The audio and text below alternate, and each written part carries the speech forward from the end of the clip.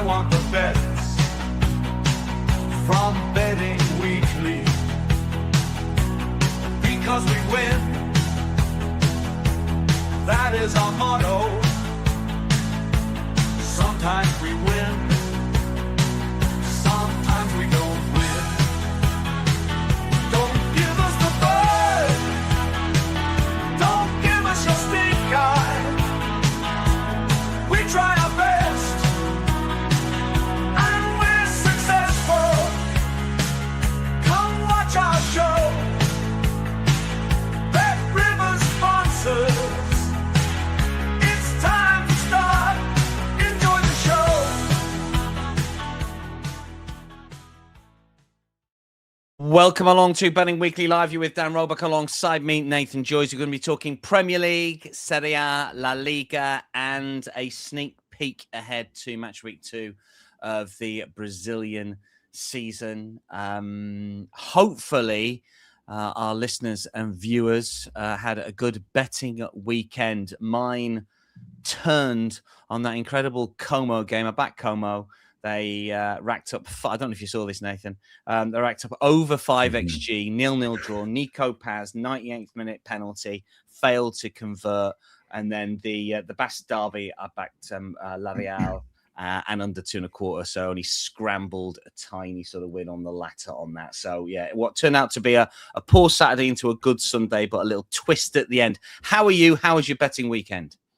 Yeah, all good. Betting weekend, similar to you, not as quite as heartbreaking as that Italian game. That was ridiculous. But look, we've all been there. It's one of those where you just need to put it to one side. Yeah, look, the South American leagues are coming back, but with some seasons being early, as we said, with Brazil, like the weather is impacting a lot at the moment. So it's one step forward, one step back at the moment. So we'll definitely dive into the weather conditions and games we should be looking for in Brazil a little bit later on. But look, I'm happy South America is back. But sometimes at the start of the season, you've just got to find your feet a little bit, see who's good, who's not. But yeah, I'm similar to you. It's a little bit good and bad at the moment, shall we say. Ray's been on, says, good afternoon, Dan and Nathan. Bad weekend on the betting front, and the Hammers threw away a 2-goal lead. Yeah, Ray, I know you're a Chelsea fan. I bet West Ham +1, and when they were 2-0 up, I thought, well, surely I've got to cash that. In the end, it was a push. Rick is with us, morning from Canada. Duncan, afternoon, guys. The real Brendan King from a chilly Toronto. Harry Doherty says, hedging is for gardeners. Indeed it is. AJ's with us. Afternoon, gents. My best betting week of the season. Long may it continue. Giuseppe Como, 5 XG ... Yeah, I think it was Peter, one of our Dutch, I presume he's Dutch, viewers. We were talking about Como, a similar situation against Milan a few weeks ago. It's exactly the same. They boss possession, says Fabregas, coaches like he plays, wants a lot of the ball, but they're not necessarily ruthless in front of goal. What else have we got here? Zorba the Greek says, love to see you gents from a cold and gloomy Twickenham. Villa fans with us as well. Solid win for me, the real Brendan King. Alcaraz futures ticket, nicely done. Took a big L on the Bayern -1.5. Yeah, Bayern, what's going on there? Is there a little bit of an angle in for Dortmund potentially? A guy called Day's with us as well. Good weekend for a guy called Day. Highlights were Hull, Cagliari, Bournemouth, and Semenyo anytime goal scorer. Yeah, Jack put that one up, I think, on our Premier League show. Harry says, I bet Chelsea over 2.5 goals. Also got a guy called Day also got 22.5 in the women's Aussie final and under 38.5 in the men's. Cashing tickets left, right, and centre. Wilbo 5 says, this is why trading in play is important. Managing positions. I had a bad week, but got on Chelsea and the Spurs comebacks to green up. This is it. A lot of in play. Actually, you had in play better at all, Nathan. I find it difficult. I don't do a lot of it, if I'm honest. But they tell me it's the future. Certainly, sports like tennis, there's more in play than anything else. Yeah, I definitely do. I think it's sometimes just finding those angles. Sometimes like you can perfect something, see it and like envision it all week. And then when it happens, that your team just doesn't start well. And it's almost being brave enough sometimes for a little bit of a recovery or just sitting and waiting for a little bit of extra value. I think sometimes when you see a popular pick get absolutely pummeled, people panic and will sit on that particular price. But sometimes if you're brave enough to sit out that first 5, 10, 15 minutes, And if your team goes a goal down, or if it just looks good for you and you claw that prize back, it's being a bit more patient, and some opportunities will like pass you by, and that's part of the game. But sometimes you can get a little bit more juice out of it. And if you really fancy a team to win and they go a goal down, then that really creates value for it. So look, I think, and there's so many different situations that can happen, right? Players going off injured, cards, etc. So if you have the time and capacity, like definitely sit down and look at those games where those situations can happen, because we sit and talk about it on the show. We feel a team may get a sending off. We feel a team may sit back, and then these things can all change and tinker. So if you can sit and watch a game and have your analytical head on and be ready to go, I am definitely one of those people for sure. Yeah, the very, very wise words. I think with me, I always have this in my head that if I was not going to do it in the first place, then why should I be looking for it in play? But you're right. If you think, okay, this is how I think the game will go. If it doesn't go this way, I'll react in a certain way. And if you've got little trigger points throughout the game that potentially will make you have a bet, that is probably a best way to do it. Don't react too quickly to things. Would be one for me. Troy says, I love in-play betting, but even I turn the Spurs match off at half time. Okay, listen, Vitinha 3 shots on target in the Newcastle at 28-1 was the highlight. For me, that was the Champions League game, I presume, last week. Byron says Stuttgart plus 125 with about 25 minutes to go was just tidy. What else have we got? Real branding and Djokovic to win versus Sinner when the fifth set started was a good example of it in play. I mean, there was so much traded on that semi-final. If you've not seen Nigel's reaction piece to that, and it doesn't really date because he's talking about Djokovic and all sorts of stuff. Obviously, Djokovic beaten in the final in 4 at the weekend. And AJ says, yeah, max bet Djokovic plus 250 at the start of the fifth was a no-brainer. Says AJ. In terms of some notable winners and losers over the course of the weekend, $43,000 play on Chelsea over 0.5 goals in the first half, which was a loser against West Ham. That was a nasty one. $35,000 play on Monterrey against Tijuana live over 3.5 goals, which was a winner. Parma Juve live over 1.5 goals, $34,000 play at minus 175, which was a winner.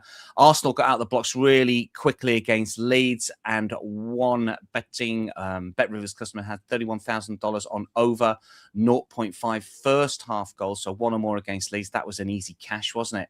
$30,000 play Lorient against Nantes over 2.5 goals, which was a winner. And Paris against Marseille live over 1.5 first half goals. That was a loser in that game.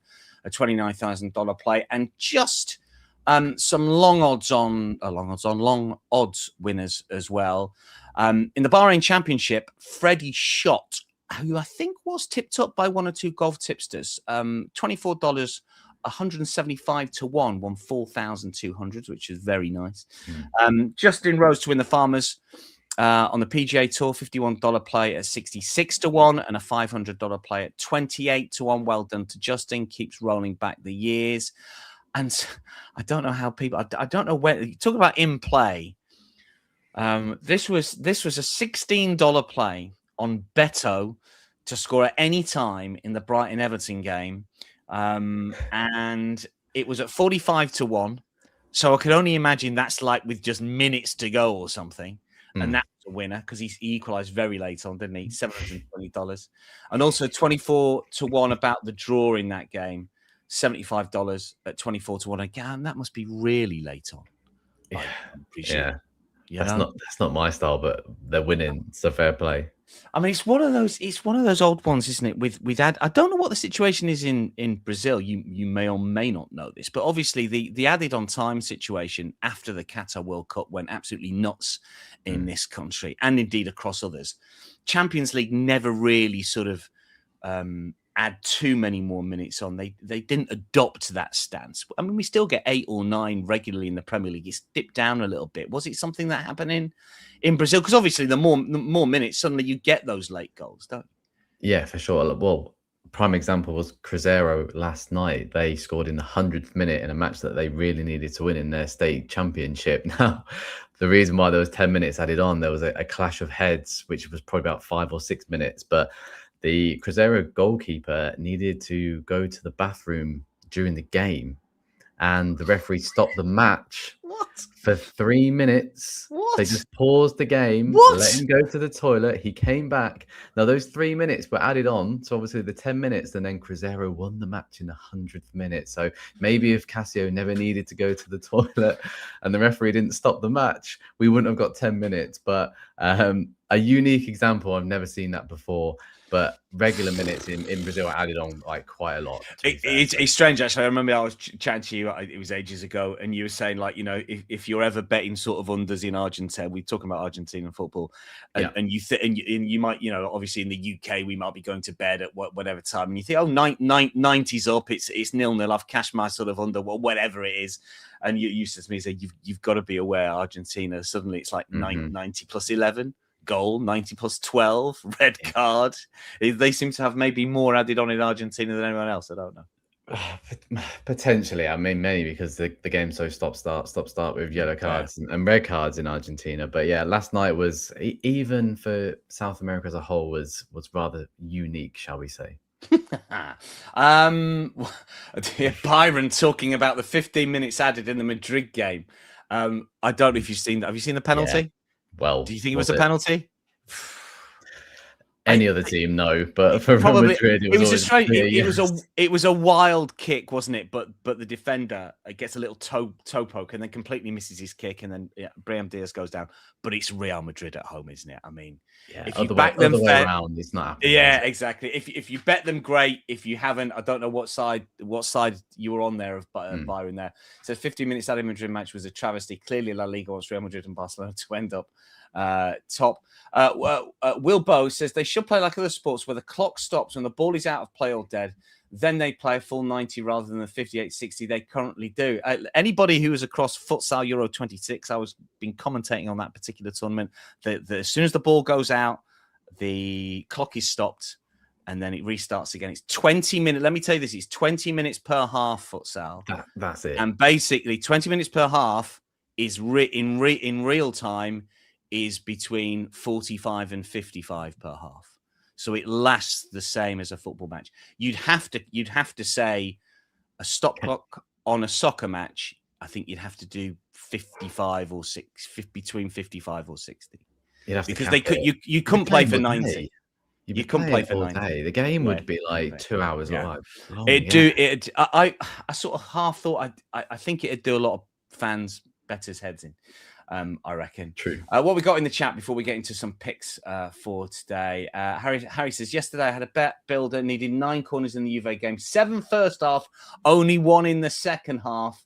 I mean, that's what happens. That's corners, as Steve Wiss talks about. Are you a corners better, Nathan? It's all about game state. If it's Liverpool at home and then 1-0 down, fill your boots with corners because But when Juve go, whatever they were 2-0 up inside the first half an hour, Yeah, a normal match day, I struggle. I have to look at the circumstances. Is it second leg, South America? Is it altitude? I think all of that's really important. And will a team keep going if they go 2-3-0 up? Or in such a hectic schedule, especially in Europe now, once a team goes 2 or 3-0 up, they're probably looking to take players off or slow the game down completely, and prepare for a match in 3 or 4 days' time. So, look, I've been stung before where you've had 7 or 8, you're smiling like a Cheshire cat, and then 1 or 0 happens in the second half, and it doesn't make any sense. But yeah, I like corners, but when it's the right fit. Sure, I completely agree. 1 for in play, I think, corners. Anthony is a saint, says Real Machit, 90 plus 14 yesterday, a team of diving dolphins. Imagine the whinging then at playing over 1 game per week. Yeah, talking about the 90. Stephen says, let's go, cracking weekend across the board, late EPL goal, say me. Anthony says, the thing is, what happened to the yellow cards for simulation? Don't really see them. Mbappe and Vinny should be working at SeaWorld. Yes, maybe. What have we got in terms of notable live streams? If you've got a BetRivers account, BetRivers app, you can watch Mallorca Sevilla. We're going to talk about that one later. Udinese Roma is the first game that we're going to talk about. And that's live on the app and on the website as well. A couple of Portuguese games, as is the Kocaeli Fenerbahce game, which kicks off in about 45 minutes. If you want to watch that one, you can do. Miranda's Malaga in the Segunda, and also plenty of tennis streamed live as well. WTA Abu Dhabi in Cluj, Ostrava, and ATP in France in Montpellier. Now, before we came on air, myself and Nathan usually have a little bit of a chat about what we want to talk about, and we didn't actually do that. I know that Nathan's got thoughts because part of the Daily Double, both the Sunderland and the Mallorca games. But have you had a look at the Udinese game, Nathan? I should have asked you that before we came on air. Really, is this one that you are across or not? Well, I will go first with this one before I bring you in. I found it difficult from a money line and overs and unders standpoint here. Udinese are plus 340. Roma have been bet a little bit today, minus 109. The tie at plus 205. I thought those prices looked about right. Roma have got the best defense in Serie A. They only conceded 13, but their expected goals against is 24.3. So there's got to be some reversion at some stage there. Roma are better away than they are at home. They're third in the away-only total. They've drawn their last two. Little bit of caveat with the last game against Panathinaikos because they had a player sent off early on in that game. And prior to that, they bossed the game against Milan, had an XG of 2.72, but only drew 1-1. I think moneyline and overs and unders markets, I think it's about right. I have got a prop bet. What's your thoughts on Udinese Roma, Nathan? Well, I did say to you on Friday, this is like one league that I don't. Yes, you really did. I should have remembered that. I am no, sorry. I have you didn't swerved want it anybody, completely? Yeah, I just did. Well, That's fine. Same as you. I still looked at it and see if I could provide anything. Sometimes an outside perspective with these leagues coming into it, not knowing too much, can be quite a good way to invite you in. But I agree with you. It seems to be priced correctly. There wasn't anything there. And if anyone catches me out, if I turn around to be an Italian expert after a weekend, but I did say the Lazio game would potentially fall in their favour, and they scored in the last minutes. Maybe it's a league that I should be looking at. Maybe it is closer. You did say that, and I hoped you weren't going to bring it up, but you did. Yeah, and I mean there were 3 penalties in that game. Yeah, and Lazio, Genoa, bless them, for the second game on the spin, conceded 2 and then got back to 2-2. On this occasion, they didn't get back to win 3-2. It was one of those. It was like 90 plus 5, 90 plus 6. I thought, well, I've got this one because we bet the overs. I bet plus half Genoa, and then a penalty was awarded 90 plus 8 or 90 plus 9, whatever, to scupper my particular Asian line on that. We can move past that. We can move past we can. I will say for this game though, like, the one thing which I've continuously seen on social media is the performances of Keenan Davis, who scored 7 in 21 performances for the host and takes penalties as well. Yeah, so decent. And the only reason why I got put off putting up a selection there, and especially what you said in terms of how Roma better away from home, but he seems a good price there, plus 800, penalty taker, strong, like leads the line incredibly well. Obviously, this is all from clips that I've seen, but I've always been a Keenan Davis fan. I think he's a very impressive striker, and look, maybe that's one if people are looking for a goal scorer angle, because as you said, the money line and the goals angle, like, they're all priced correctly. So as I said on Friday, that's where you need to start looking for other angles in terms of both teams to score no, or looking at the goal scorer market. And that was just one which stuck out for me. If you was to have something like a fun selection on this, or a tiny stake, maybe Keenan Davis to bag at any time, that's quite interesting. Yeah, I could not argue with that one. Byron has stolen my thunder a little bit here, because the Sula shot on target at minus 118, I think, is really, really appealing. I don't really delve into the props. The interesting thing about the sort of money line and the overs and unders here is that I think those prices are based just on data, because I come up with pretty much exactly the same. Roma are missing quite a few players, and so are Udinese. So Dybala is out. Dovbyk is out. I know Dovbyk doesn't start very much, but he's an option off the bench, and he scored 3 times. Dybala has featured in 17 games, 12 starts. He's got 2 goals. Ferguson is in and out the starting lineup, but he's used and he is out. But the big miss, I think, from a Roma perspective, is Kone, who has started every single game for Roma in midfield, and he's got the most minutes of any outfield player. reports I'm seeing suggest he is not going to play. So for those that really get into sort of team news, there might be some value on money line and overs and unders. Zaniolo is questionable. There's a lot of love for Zaniolo. We've talked about him a lot on the show, and I think one or two of the commenters know what a quality, underrated player he is. 7 goal involvements this season. Might not play. Zanoli probably won't. He's a regular starter. Kamara, Piotrowski, both in and out the starting lineup. Buxa is usually off the bench, but players that are missing. But we get to Sula. And I think Sula's numbers, I'm going to run through them here because Byron's spot on with this. Over 0.5 shots on target, so basically 1 or more, is minus 118. He started 19 of 22 games this season. So he's a regular. He's top goal scorer, top creator, 4 assists, 6 goals, 38 shots, 14 on target. Here are the numbers. The numbers work out brilliantly. Started 19. In 11 of those 19, he's had more than 0.5 shots, so 1 or more. And away from home, and we say that Roma are better away from home, in 7 of 8, he has had 1 or more shots on target. He's on free kicks. He's not on penos. Should have a lot of the ball against Udinese that generally have less of the ball at home. Their average percentage is around about 48%. And for a home side, that's not great. Roma usually have more of it. So I'm hoping that he's going to have a lot of the ball, shots from outside the box. He's on free kicks as well. 2 of his 3 have been on target. As Byron says, minus 1-1. What was it? I'll just scroll back a little bit here. Minus 118. So he's been yo-yoing around a little bit. He's got close to even money about lunchtime today, UK. He's come in a little bit. Grazer says Marlon was 2 shots, 10 to 11 on Friday, but it's all gone. Gasparini really likes Daniel Marlon, signed from Aston Villa. He's come out and publicly said he is his main striker ahead of Evan Ferguson, who's injured anyway.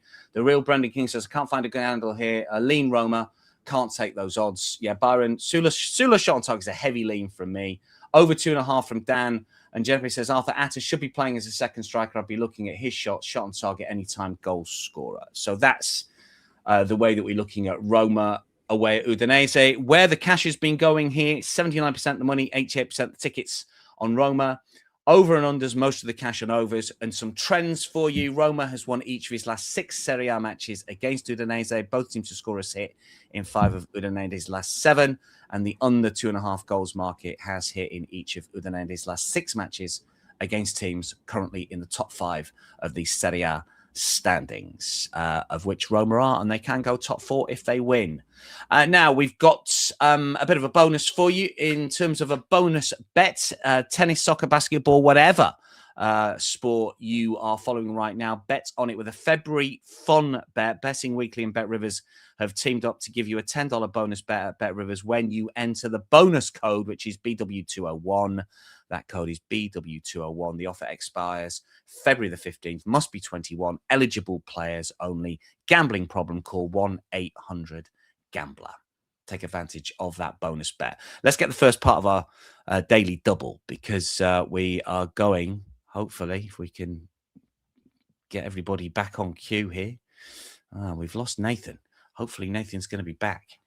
Nathan has disappeared for a moment, but he will be back in the studio very, very shortly indeed, virtually, of course. While we wait for Nathan to come out, Nathan is back with us. We have got Sunderland against Burnley, part of the daily double here. Sunderland minus 132. Steve says, oh no. Don't worry, Stephen, we'll be back. Burnley plus 410, draw plus 255, over and unders here, plus 123 overs, under minus 155. I make the prices fairly similar to what I thought, but you're going to give us the first part of the daily double with this one, Nathan. Is Nathan with us? I just gave up on me instead, for those who want to believe me. But yeah, I actually believe that I was umming and ahhing about this, and I didn't know if I was overcomplicating it, but I've tried to strip it back. And look, football's a simple game, isn't it? But I think Sunderland to win is the most appealing bet here. Yes, I appreciate that Burnley's form has improved. Obviously, 4 unbeaten if we put in that 5-1 demolition job against Millwall. But if we break down those games, I spoke about false confidence with Espanyol. I know it didn't work on Friday, so I'm hoping it does me a favour here. But that 2-2 against Man United, including the own goal, don't know how they came away from that game with anything, if I'm honest with you. Man United will be kicking themselves in that particular match. One shot on target against Liverpool Anfield. I mean, do I turn it around and say, I think it's easy to turn around and say that was an amazing result for Burnley, but was it drop points from Liverpool? 30 plus shots in that match. Did Burnley get away with one there, with Liverpool drawing more games than they should do of late, potentially? And a 2-2 draw against Spurs. I mean, we know how poor Spurs are at the moment. Still conceded 2 against them, and obviously just showed the inability to see games out. So especially with that 90th minute goal. So Sunderland, excellent at home. Now the only unbeaten team in the Premier League this season, which is highly impressive after obviously Arsenal's defeat to Man United. I don't think anyone would have predicted that it would have been Sunderland to be the last team standing at home. Yes, 5 draws within that, but they've had some fantastic wins as well. And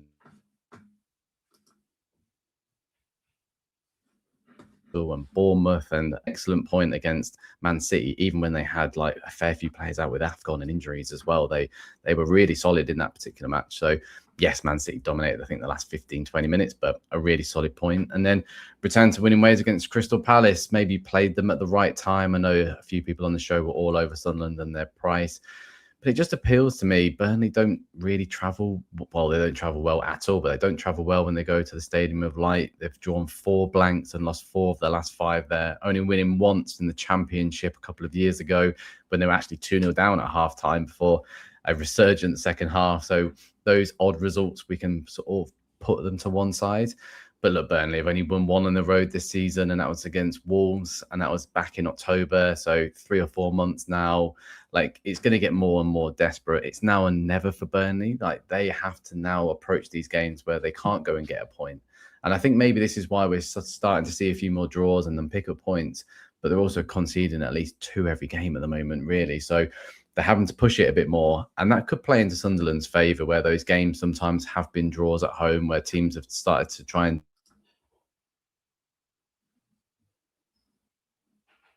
dangerous they can be at home. So I was always looking for the angle of trying to get Burnley on side because of their good form. But I think when you break down their performances and their results, are they justified? Potentially not. And then just away from home, I think they're a completely different side. And like, it's panic stations for them now. They can't afford to go away from home and just pick up points. They need to start winning games. You won't stay up if you just have 1 away win against Wolves to your name. And look, it's now 5-point gap, I think. No, 11-point gap. Sorry, I'm winless in 5. That's what I meant to say. 11-point gap. Draws aren't good enough, and that may just open it up. And I think, look, Sunderland, maybe their price is a little bit more appealing because of their result against West Ham, but they're another side which are chalk and cheese, away from home, out of their atmosphere. I'm not saying Stadium of Light is a cauldron, but it is an intimidating venue to go to for sure. So do you overcomplicate these angles or these bets sometimes? And I think this is one where you don't. So I think Sunderland to win, which is going to be the first leg of the daily double, is a no-nonsense bet. But I'm trying to explain it more from a Burnley point of view for those who could be leaning towards their double chance market. I completely agree with you. And Arne Slot said pretty much the same off the back of that draw against his team. He then goes out, or his team go out and beat Marseille the next game. And he said, look, you know, we played better against Burnley. We created more chances against Burnley. This is just what happens. I think that is the way to read Burnley. You can read too much into those draws, and Sunderland are so good at home. Completely agree. I see a lot of people putting up both teams to score yes as well. Wilbo says 0-0 candidate. The detector's out. Ginepi says, I do like both teams to score. Effie does like both teams to score. Jack Wright on the Premier League show likes both teams to score. That is an official play from Jack. A guy says, I'm leaning Burnley, either money line or double chance. No Xhaka is an issue. We don't know how they're going to react too much because he's only missed 1 game so far this season. Okay, they lost that one, but, you know, there's not a lot of data there. One thing I would say, just to back up the both teams to score, yes, is that Sunderland have only had the most possession in 3 games at home this season, against Palace, against Everton, against Brentford. They were all both teams to score. Yes, 2 of the 3 were over 2.5 as well. I could make a case for over 2.5, but I prefer both teams to score. Yes, I think that is a solid play, to be honest. And look, I mean, Sunderland at -124, they have drifted a little bit. Xhaka's not going to play. That's definitely a factor because he's had such a good season, yeah, sure. and he doesn't miss games. I checked the games that he's missed. He's missed or not started only 5 games.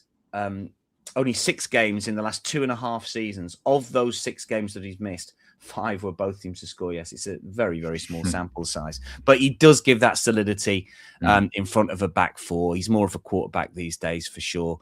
-124. When I put my notes together this morning, they were -136, and I thought that was about right. I think Sunderland are a fair bet now on the money line, and both teams to score. Yes, seems to be very popular. But Giuseppe says no, Xhaka would not be rushing to bet Sunderland on the money line. That's the sort of caveat, I think, for 1 or 2. I think they've got enough. I think they'll have enough. Brobby's a good striker up front. He'll play, I would have thought, in front of Isidore. Isidore probably be on the bench. Be interested to see who plays for Burnley. Broyer's been playing recently. Anthony's returned to a little bit of form, but they've got players missing as well.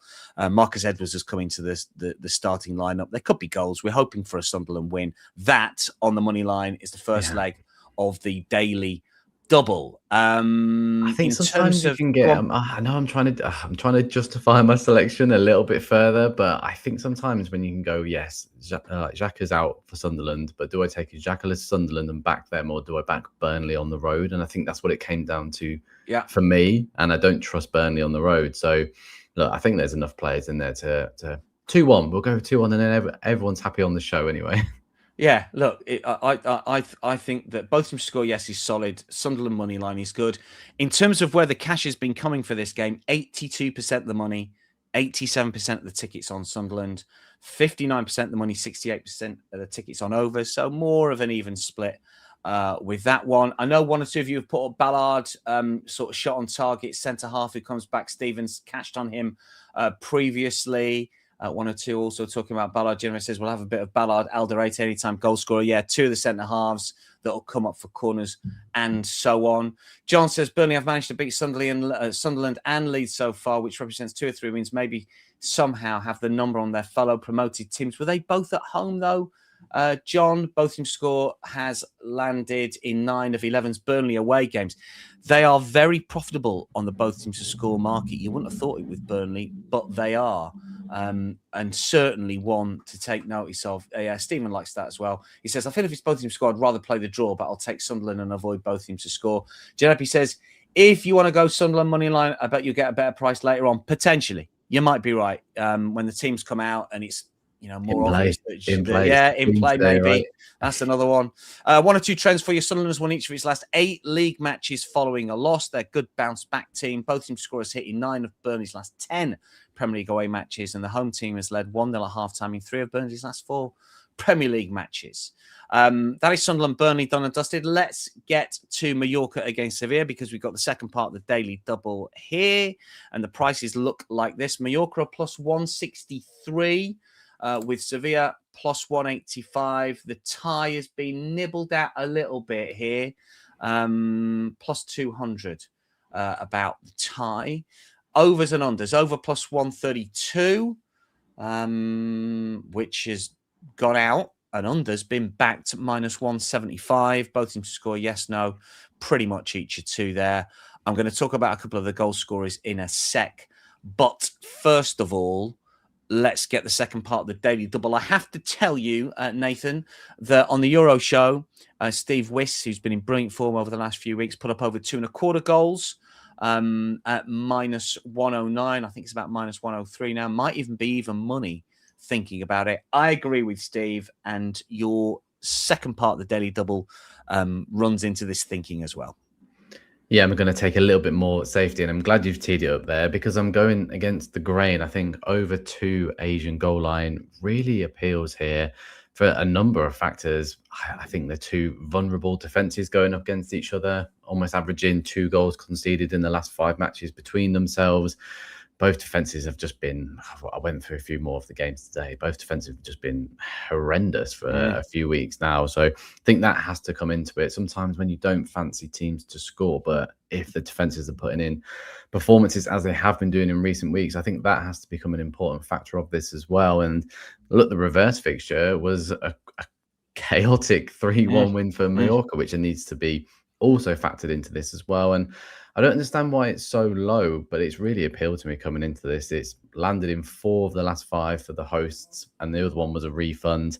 And then it's landed in 3 of the last 5 for Sevilla, and then a refund in one of those as well. So over those 10 games, it's only failed to land once, which I think strengthens the argument to just go a little bit lower for the daily double. You can afford to have that little bit more sort of cushion for this, but just poor defenses. I just was really surprised. I don't understand why it's continuing to drift and why people are against the backing the overs here. And anytime I see like an over 2 line in these sort of matches, I'm always thinking, does somebody know something that I don't hear? But from looking at the defenses and seeing what either side can sort of offer in the final third still, because they're not poor teams. They're just in a bad moment, and they always seem to come to an end.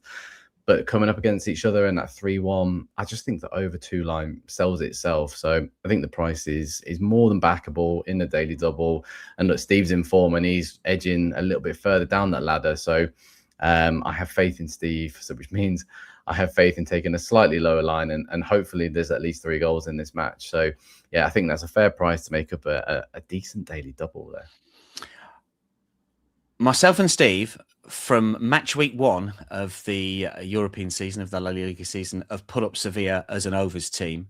And every single week, or pretty much every single week, we have the conversation about we don't understand why the bookmakers haven't reacted to it. Exactly what you've just said there. There are some underlying numbers that would suggest that Sevilla should be an unders team. But if you bet Sevilla every single game over 2.5 this season, you're about 9.5 units up to level stakes.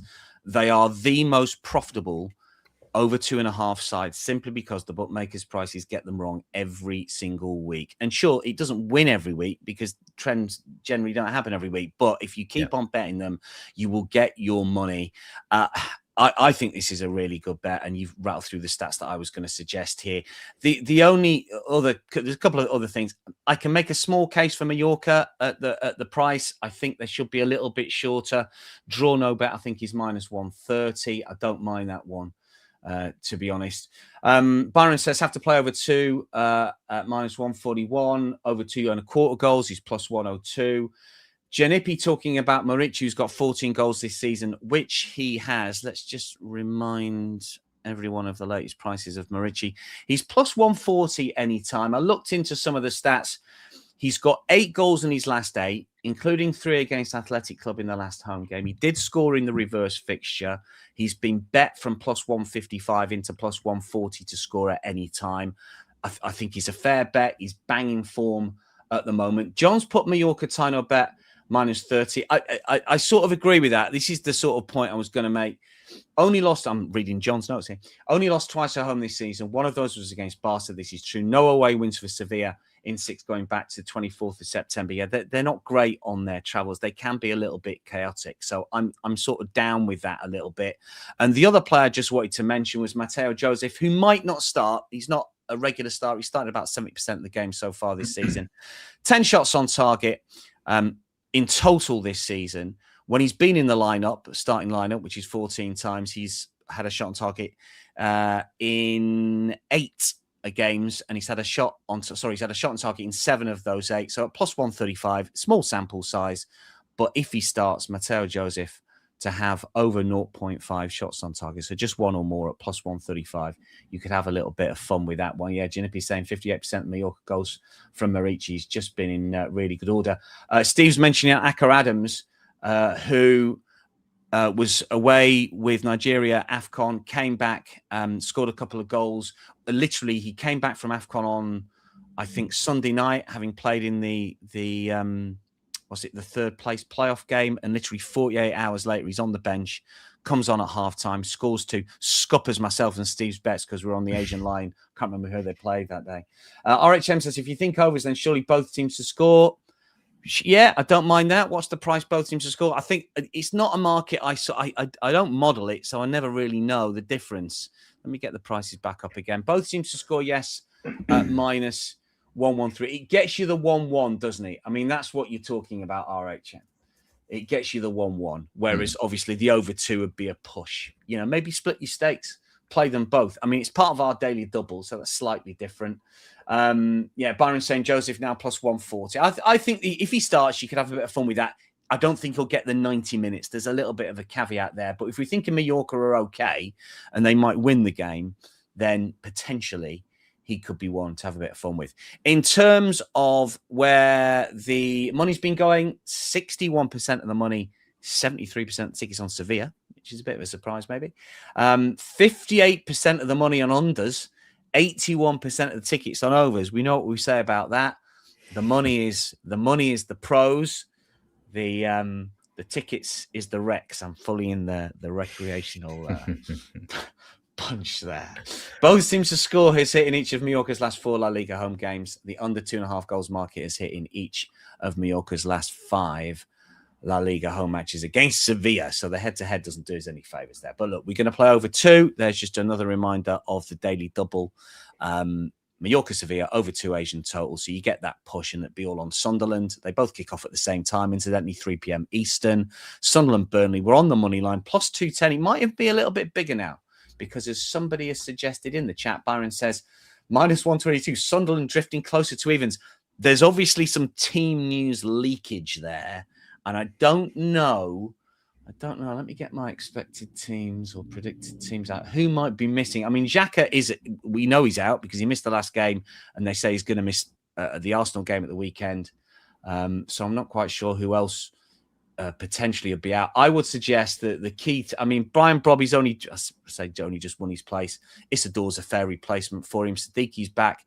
I'd say if Sadiqi doesn't play, that'd be a minus. Lafay as well, that'd be a minus. But we'll see what happens with the team news that'll come out in a few hours' time. Now, we've got Nathan on, so we're going to press gang him into a little bit of Brazil chat. So stay with us. Peter Chungan says, is Fenerbahce moneyline a bet? Do you know what, Peter? We don't really do Turkish football, and we can't really talk about it because Nigel, the boss, will have it do his not. But I actually like the other team on the draw no bet at about 11 to 10 UK odds. I don't know what's that, about plus 110. Kocaelispor. I had a quick look at that. Expected points, they should be a little bit higher. And I think Fenerbahce have sold one of their better players. Anyway, we are digressing. We shouldn't be. Let's talk Brazil with Nathan because we've got Nathan on. So look, stick with us here because you will learn a little bit about match week 2 of the Brazilian season that's only just started. But first, Nathan, just talk us about who might be winning, who's strengthened, who you like, who you don't like. I'll get the futures up, not the matches. Who of that lot, a good, bad, ugly, winner, top 4. Just give us your general thoughts. Yeah, it seems to be a straight shootout once again between Flamengo and Palmeiras. Flamengo have not started the season well, but look, this is a season which is starting in January and will finish December with the small amount of the World Cup breaking it up in the middle. So there's a long way to go yet. Flamengo and Palmeiras have spent an awful lot of money over the last 2 seasons. The strongest squads in Brazil by quite some distance. You don't need me to tell you about Lucas Paquetá going back, but it's just should have scored, shouldn't he, last night? He should have scored last night, yeah, but it was quite refreshing to not see Flamengo win it and have this sort of bad start because a lot of people are thinking it is going to be Flamengo Palmeiras. I agree, long term, they are the squads that have spent so much money and have got so much quality. But there's something I really like about Cruzeiro. I'm not going to say they're going to challenge for the title, but they're a team that have spent a lot of money, built a really good squad. Last season, almost threw themselves out of the Sudamericana, equivalent to the Europa League, in order to pursue winning the title. They finished 3rd. So a top 4 finish for Cruzeiro looks pretty solid. Fluminense, for this squad, they shouldn't be as good as what they are. I've stopped going against them over the last fair few months, but what Luis Zubeldia is building there, previous manager of Liga de Quito in Ecuador, and he became the first ever manager there to win the Ecuadorian title in Sudamericana in 1 season. So He's come over to Brazil. He actually came to Sao Paulo at first, and that all ended up in a bit of a disaster. But he's found his feet at Fluminense. Definitely a team to watch. I think they're going to be a shoe-in for really good home performances and sort of stretch out their unbeaten run, similar to Sunderland, if we'll make it relevant to what we've previously spoken about. Botafogo is going to be such an interesting one. I'm sure some people have seen some stuff which is going on with social media there. Under a transfer ban, John Textor's been trying to sell players to other teams in Europe to pay for all these ongoing fines. So if they can get it straight, they've got a really good squad, but I think they're going to lose players. So don't get on an anti-post with them. But Bahia, another team to watch out for, and Gremio under Luis Castro catches the eye for me. They've got an incredible squad. Keep an eye on Carlos Vinicius, who Premier League fans will know well. He's gone back to Brazil and he's scoring for fun. So if anyone wants a top goal scorer bet or to run that all season long, I think he's a really good price. He's around 12-1 at the moment. He scored in round 1. So that sort of is a nice little boost. But yeah, he's quality at this level. And last season, I think he scored about 10 in 12 appearances. So really good for this sort of standard. But look, the league is open for sure. Flamengo not starting it well. Palmeiras, they just have vulnerability within them. So look, maybe Cruzeiro is going to push them a little bit this season. And in terms of match week 2, which is sort of spread over, if I can get the right page up, spread over sort of this midweek. It's sort of, is it Wednesday and Thursday? We've got matches. Nathan, any particular fixtures catch the eye for you? Is there any sort of little bit of sort of lean or value, or just, you know, goals or no goals? We were talking before we came on air, the fact that, you know, there's a lot of rain around in Brazil at the minute because the league's starting early. So, you know, you've got to watch out for that. And maybe unders might be a play. I don't know. Which games catch the eye this midweek? Yeah, definitely keep an eye on the weather if you want to bet on Brazil at the moment. Sao Paulo, Rio de Janeiro, the games in the State Cup games over the weekend. Some got called off, some were incredibly waterlogged, and there's meant to be rain forecast across the week, which makes me a little bit more reserved about what games to approach. But a game that catches the eye, which is quite interesting, is recently promoted Remo versus Mirassol. Remo coming back to Serie A for the first time in over 30, I think it's 31, 32 years. And this is their first home game. They lost their opening game 2-0 to Vitória, who are expected to be in a relegation battle as well. And Remo were really bad. But the reason why I want to talk about this game is Mirassol's State Cup game was suspended yesterday, and they've got to play half the remaining game today. And then by the time that's finished, they have less than 2 days before they kick off against Remo, which is not ideal for them. And Remo are the most northern-based team in Brazil by quite some distance. So there's going to be a lot of traveling involved. So I probably need to see a bit more from Remo because they've signed so many players and they're completely different to what they were when they got promoted. They've signed loads of Argentinians and Uruguayans, and there's been jokes that they're not pretty much going to use, the coaching staff won't be using Portuguese, basically. So there might be an angle there. First game back in 31 years. Like we saw Chapecoense beat Santos 4-2 last weekend in their first home game back. So there's always that initial bounce at any level, really, isn't there? And I think the fact that Mirassol had less time to prepare, there may be something in the Asian handicap line or the draw no bet for Remo. It's just an angle I'm looking at the moment for something which is quite unique because there's a lot going on with the weather this particular round, which makes it more difficult. I think Cruzeiro should have an easy time against Coritiba, so a short price, but Caio Jorge, who scored 20 plus league goals last season, there could be a first goal scorer bet in there for you. I've already spoken about Carlos Vinicius for Gremio. Maybe I think Gremio Botafogo could be a game for goals. Danilo, who recently left Nottingham Forest, he scored 2 goals for Botafogo last week. He crashes into the box late and he's around the even money mark to have a shot on target in that game. So there's another angle there for you. But the weather is spoiling the party a little bit. But I think it's sensible to flag that, because if people are betting blind here or looking for goals and are a little bit disappointed, like it is a really bad time of year, Brazil. Believe it or not, there is bad weather in Brazil. And a lot of games have been called off over the last 48 hours. But there's something to say about that Remo angle. So we'll have to wait. Yeah, I like that. My takeaway from this little sort of roundup is that Remo could be a play. Certainly draw no bet. Couple of questions before we're going to power down. This is from Byron. He says, Nathan, we can get Sao Paulo at -125 to finish above Santos. Don't we like this? Is that a bet for you? Both really bad teams. Both really bad teams. That's a no, Byron. I'm firmly on the fence. Santos are in a little bit of disarray at the moment. Even they've signed Gabriel Barbosa, and he said, "Look, forget getting Neymar on the pitch. We need to get everyone sorted from the kit man to the president." And he's just signed, and he's previously been with the club. Sao Paulo, though, they've got Hernan Crespo in charge, and he said the aim this season is to get 45 points, which basically means we need to stay up.